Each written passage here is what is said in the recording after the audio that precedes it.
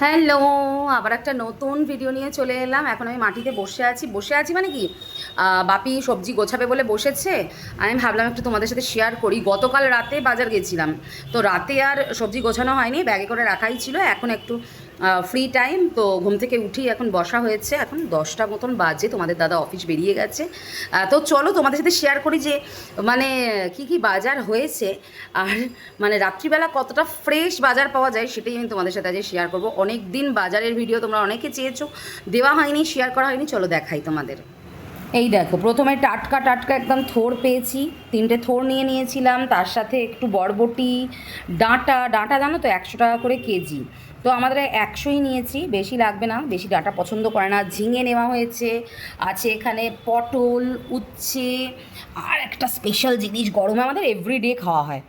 আমরা এখন এভরিডে এটা খাচ্ছি। এটা কি বলো তো, কমেন্ট সেকশনে অবশ্যই জানিও এটা কি।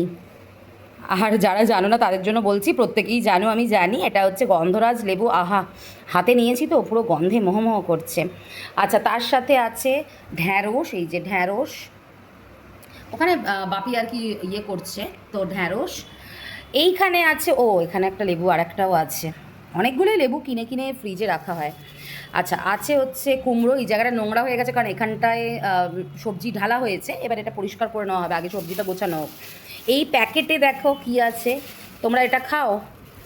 যারা খাও তারা জানিও। আর এটার একটু রেসিপি বলো তো। আমরা যেমন পেঁয়াজ দিয়ে ভাজা খাই, আর কি করা যায় এই কুদরির, আর কি রেসিপি হয় একটু জানিও তো কমেন্ট সেকশানে। তোমরা যে রেসিপিটা বলবে সেটাই ভাবছি বানাবো, তো তোমরা কিন্তু একটু জানিও। এই কুদরি আনা হয়েছে, খুব পছন্দ করি। আছে এখানে 1 কেজি টমেটো, একদম ফ্রেশ টমেটো। রাত্রিবেলা না কি যে ভালো টাটকা সবজি পাওয়া যায়। আছে এখানে হচ্ছে চিচিঙ্গে। আর কিছু আছে, ওখানে আম আছে, আমি আম এনেছিলাম না, আমগুলো দেখি। এই দেখো, আম অলরেডি কালকে রাতে এনে 4-5টা খাওয়া হয়ে গেছে আমাদের। মানে 4 জনে আমরা 4টে খেয়ে নিয়েছি না মামুনি। এই যে আমটা দেখো, হিমসাগর। আর আমি বলেছি এই সময় খেয়ে নাও, কোনো অসুবিধা নেই। বাপি খেতে চাইছিল না যেহেতু মিষ্টি বলে, আমি বললাম একদিন খেলে কিছু হবে না, খেয়ে নাও বলে এখন এই 4টে আমই বেঁচেছে।